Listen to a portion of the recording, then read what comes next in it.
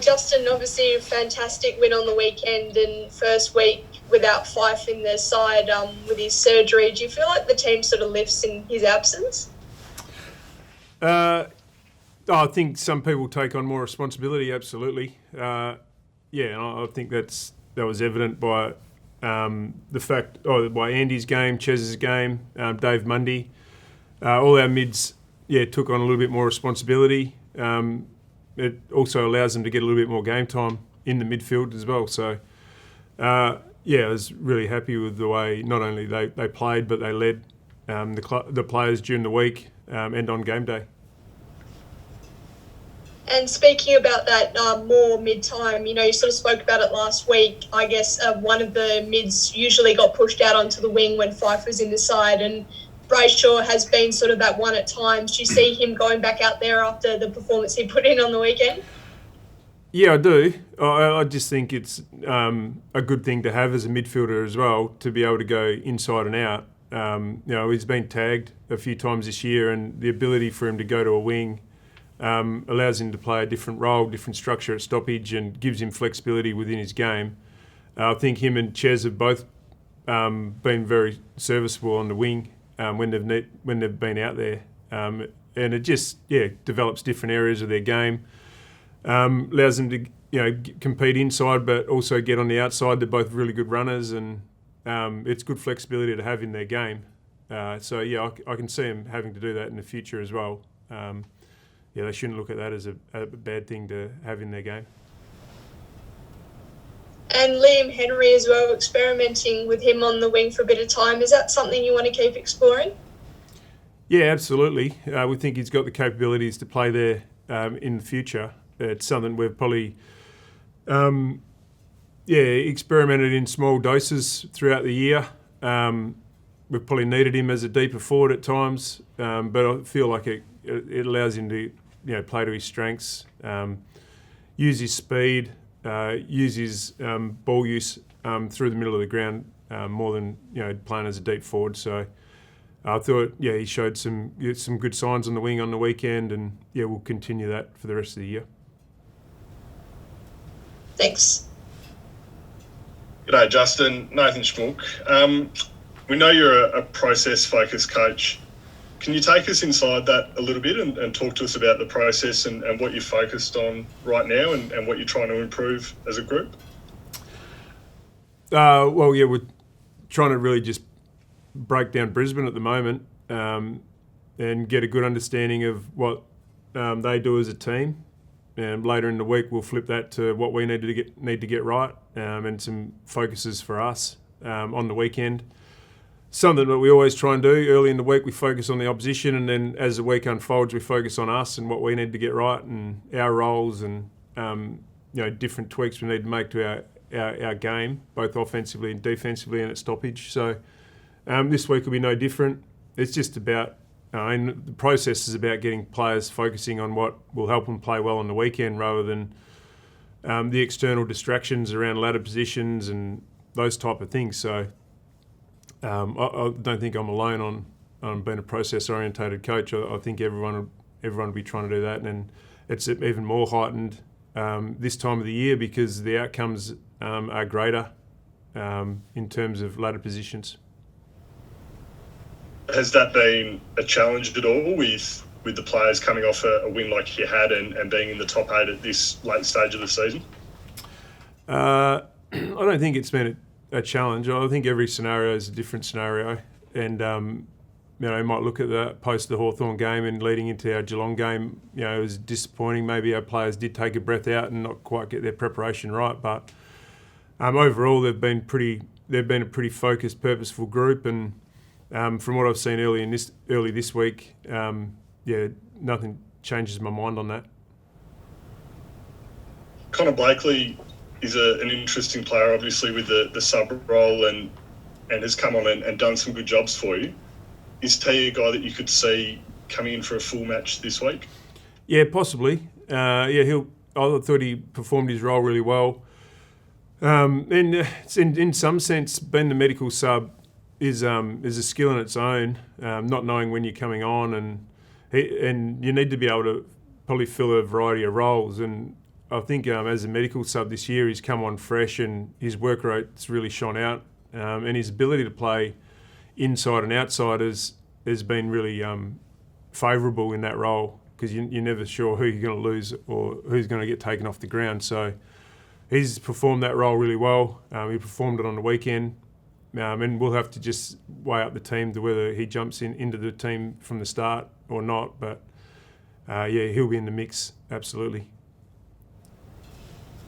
No worries. Thanks, Justin.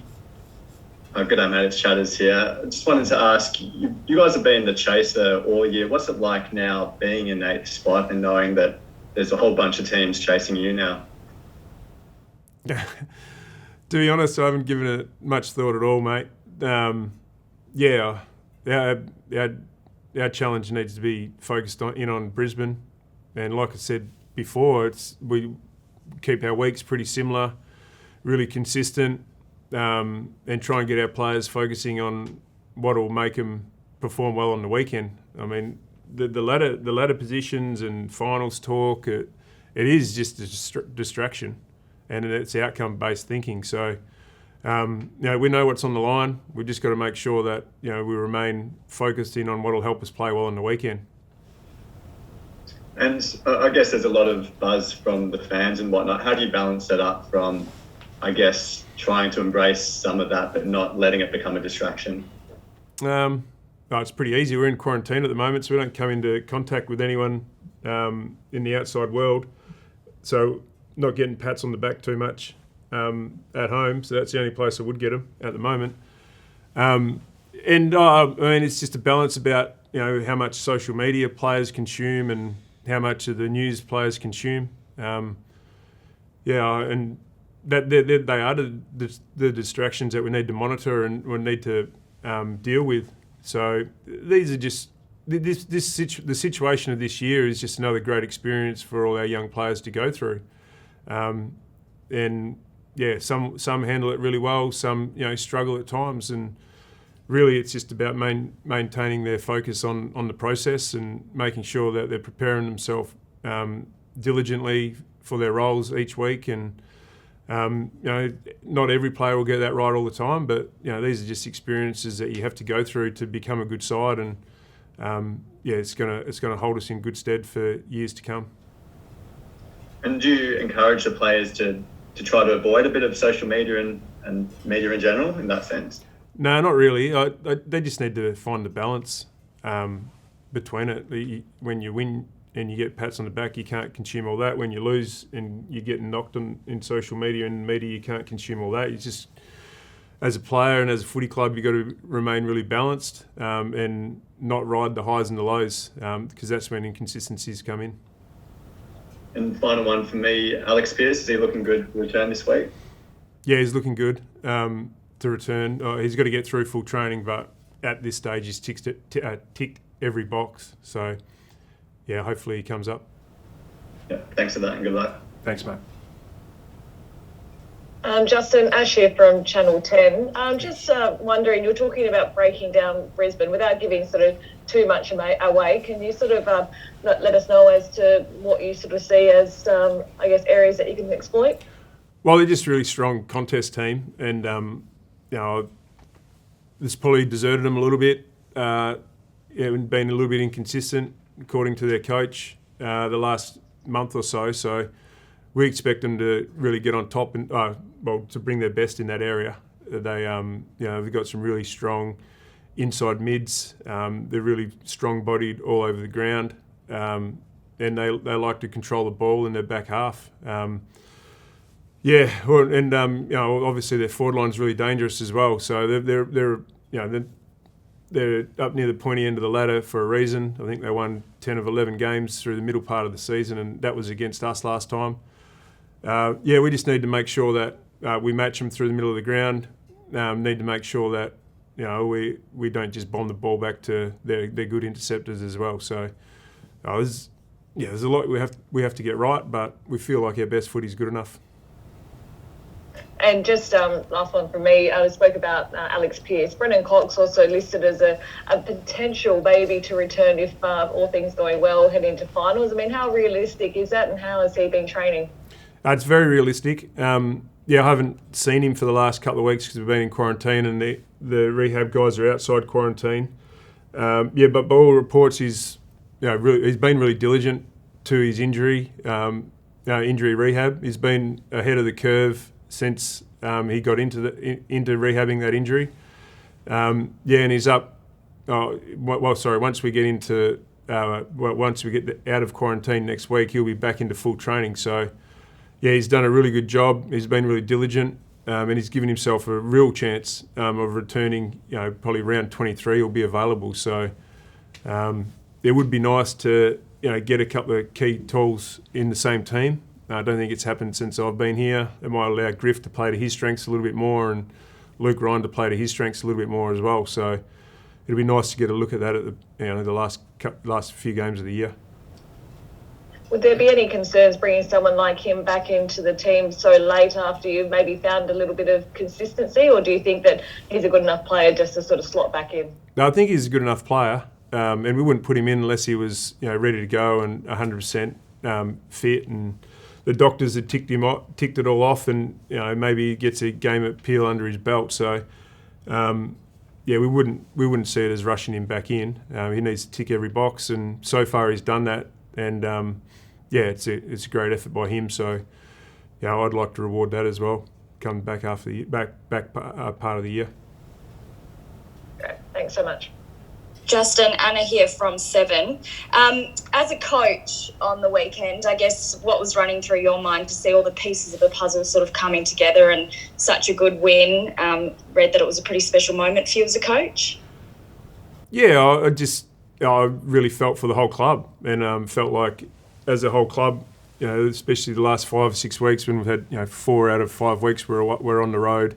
Now we're in quarantine. It's a bit of a disjointed footy department with some players and staff outside of quarantine, some in quarantine. I just thought it was a really good reward for effort for a lot of people who have put in a lot of hard work. I was really pleased that we were able to bounce back and respond after Richmond hit the lead. Would have been easy for a young team to go into their shell and maybe put up the white flag, but we fought it out really hard, and our system held up and our effort held up in the dying 8 minutes when we hit the front again. So as a coach, there's probably not a lot you can do apart from holding up a couple of signs in the last 2 minutes. I don't think we could get it. There wasn't many stoppages in the last 8 minutes. So I don't think we had a rotation in that time. So it was really hard to make changes on the field. It was really handed over to the players, and they fought it out really maturely. And I know it's probably where the emotion after the game came from. Just the reward for effort for everyone at the footy club, but how proud I was for the players to be able to see out that final piece of the game.